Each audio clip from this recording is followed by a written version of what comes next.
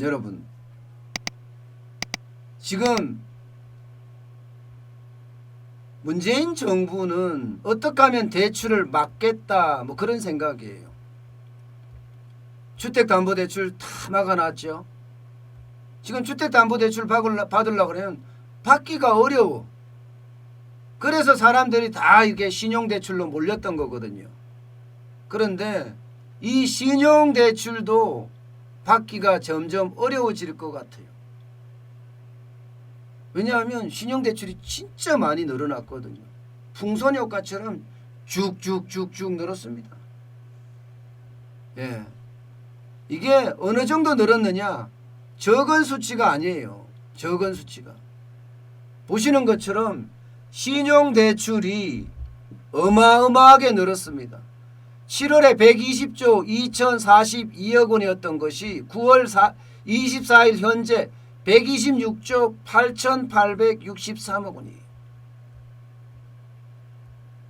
아니 주택담보대출 다 묶어 놓으니까 대출 받을 데가 없어. 그러니까 신용대출로 몰렸던 결과입니다. 금리가 싸니까 많은 사람들이 영끌 하든지 영혼까지 끌어모아서 아파트를 사든지 비투하든지 빚내서 주식 투자하든지 이런 뭐 유행이라고 해야 되죠. 대유행이 시장을 휩쓸었습니다. 금리가 기준금리가 0.5밖에 안 되잖아요.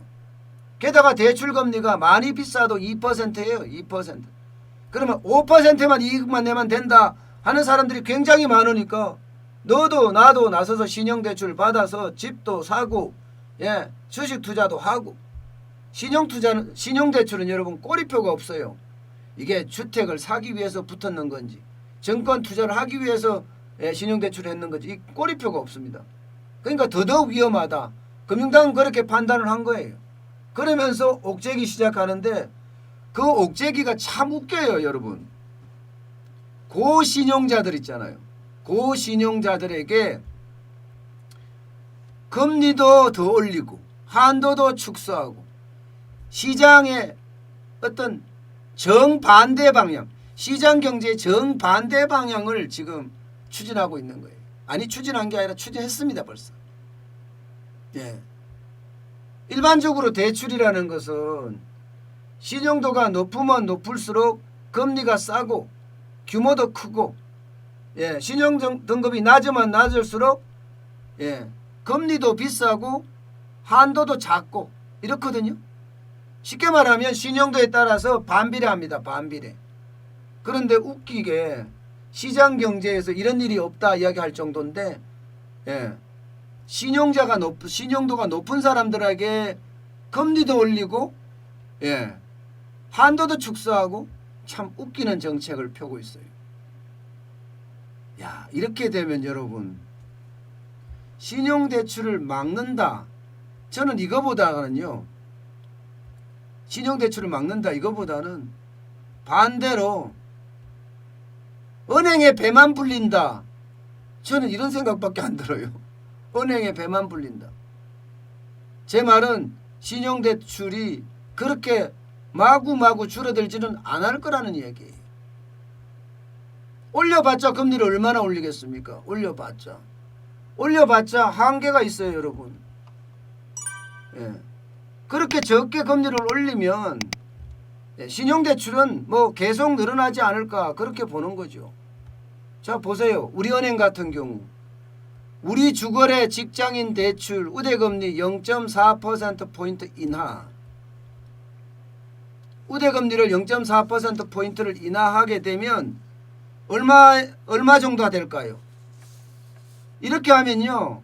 아마 한 2% 좀 초반대 이렇게 올라갈 거예요.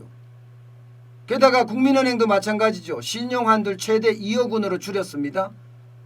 이게 의사나 변호사나 이런 사람들은 3억 4억씩 다 나오거든. 신용대출이. 우대금리도 0.1에서 0.15% 인하했습니다. 그러면 금리가 올라가겠죠. 우대금리가 없어지니까. 카뱅도 마찬가지입니다. 카뱅 직장인 신용대출 최저금리 0.15%포인트 인상했어요. 카뱅도. 그러면 이게 2.01에서 2.16으로 올라가는 거거든요. 2.16으로 1년에 1억을 했을 경우에는 한 15만 원 정도 부담이 더 듭니다. 15만 원 부담 더 든다고 해서 사람들이 대출 안 할까요? 저는 아니라고 보는 거죠. K뱅도 마찬가지입니다. K뱅도 신용대출 금리 0.1%포인트 올렸습니다. 마이너스 통장도 마찬가지로 최저금리를 0.2%포인트 올렸습니다. 올린다고 해서 저는 이게 크게 효과가 없다 이렇게 보는 겁니다. 오히려 말입니다. 이렇게 했을 경우에 진짜 심각해지는 건요. 진짜 심각해지는 건 코로나19 때문에 자영업자들 진짜 어렵잖아요. 운영자금도 없을 정도예요. 엄청난 고통을 받고 있는데 자영업자, 서민 이런 데 진짜 고통 많이 받고 있거든요. 한도 줄이고 이자 높이면 이들에게는 어떻게 되나요? 오히려 더 충격파를 던져줄 수도 있습니다. 더 큰 충격파를. 진짜 웃기는 거죠. 진짜 웃기는 거죠. 네. 이게 빈대잡자고 초가상칸을 태우는 그런 우를 범하지는 말아야 될 텐데 지금 그런 모양새로 가는 것 같아요. 이게 계속 규제로 갈 것이 아니라 경기를 어떻게 하면 살릴 것인가 여기에 골몰을 해야 되는데 자꾸 규제를 가니까 규제는 또 다른 규제를 부를 뿐이라고 제가 여러 번 말씀을 드렸잖아요. 실제로도 아마 그렇게 일어날 거고 말입니다.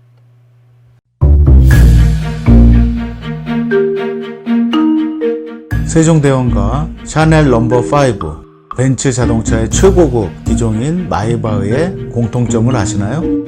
바로 침향입니다. 침향이란 동남아시아에서 자생하는 침향나무가 상처를 입었을 때 스스로를 보호하기 위해서 분비시키는 침향나무의 진액입니다.